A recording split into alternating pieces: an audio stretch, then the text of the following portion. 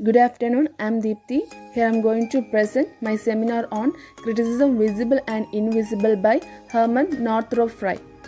Herman Northrop Frye was a Canadian literary critic and literary theorist, and also considered to be one of the most influential of the 20th century. The present essay, Criticism Visible and Invisible, originally appeared in College English in October 1964. It is significant for Frye's critical theory on teaching literature. The theme of this essay is that criticism should lead on to the possession and experience of literature. Thus, Frye makes use of Platonic connotations, daimonia and nous to explain the distinction or difference between knowledge about and knowledge of things. He says that these two levels of knowledge are part of every ordinary language process. When a person learns to drive a car, his conscious mind comes into contact with an alien object. When the skill is learned, the object ceases to be objective and becomes an extension of the personality. The trained driver cannot impart his hidden skill to others. Frye says that literature presents the same distinction. According to him, literature cannot be taught, and what one teaches is criticism. Knowledge about literature is to make a pedant a cultivated person for whom literature is a possession and an experience. Such experience cannot be transmitted fully. Then Frye talks about different teachings of literature. First, humanism. The great strength of humanism is that it went beyond the study of Greek and Latin classics in literature and insisted its relevance to cultivated life. However, the literature of classics tended to be an aristocratic one, and it saw literature as a hierarchy of comparative greatness. Then the philologists of the 19th century. They took the form of critical arrogance as they took the models of great poets and applied them to the lesser poets, such as Skelton and Yard, and underrated them. Frye says that every poet should be examined on his own terms, because every poet will surely have unique literary experience. Then New Criticism. It began by challenging the tendency to accept knowledge about literature as a substitute for literary experience. So they set the goal of literary experience before the students and insisted them not to find meanings in the footnotes or introduction. It is the first critical movement to set the text of literary work as the object of study for its students, and also a revolutionary critical practice which is concerned to deal with literary work without tension. Metaphor of taste foregrounds the real truth in criticism. It means the literary work is something designed to provide enjoyment and evaluation. Very often, a critic is concerned with evaluating literature and separating the good from the bad in literature. Frye wants to modify this aspect in three ways.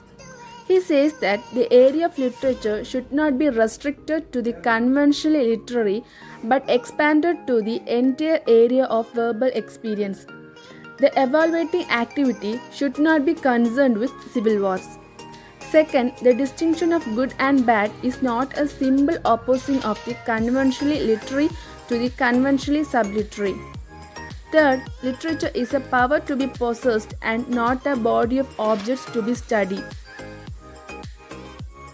Here, Frye remains the remark by Milton in Areopagitica, that a wise man would make a better use of an ideal pamphlet than a fool of Holy Scripture. This question of censorship takes us back to the metaphor of taste. Censor himself never admits of being adversely affected by what he sees and reads. Frye also advocates critical dandyism. It involves evaluating a work of literature with words of either approval or disapproval. This tendency falls on the wrong side as it separates the work from the students or the reader.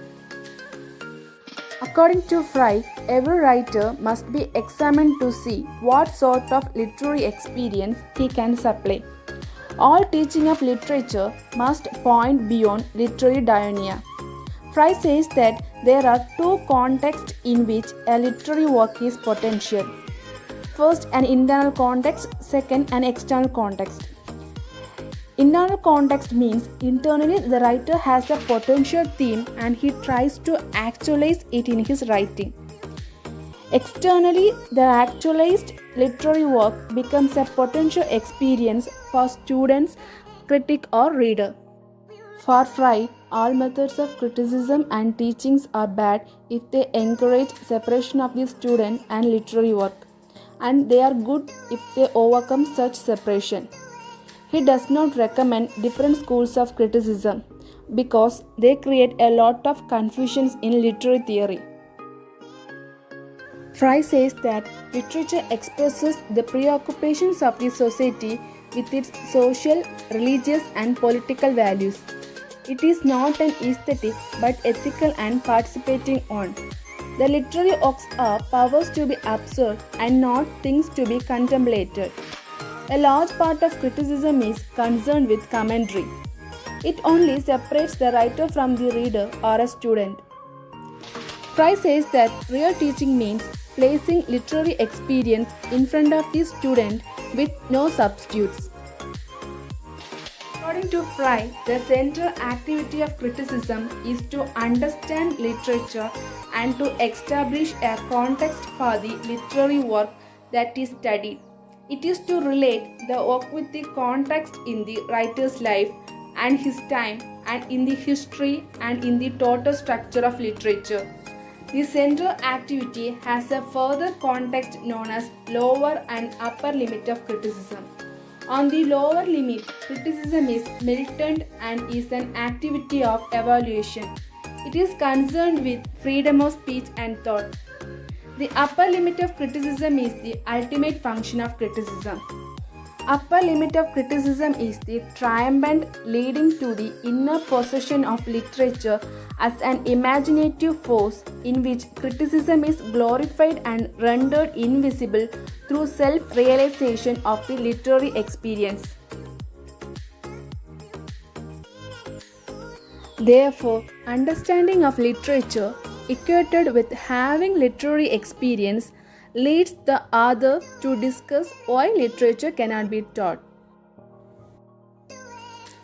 Thank you.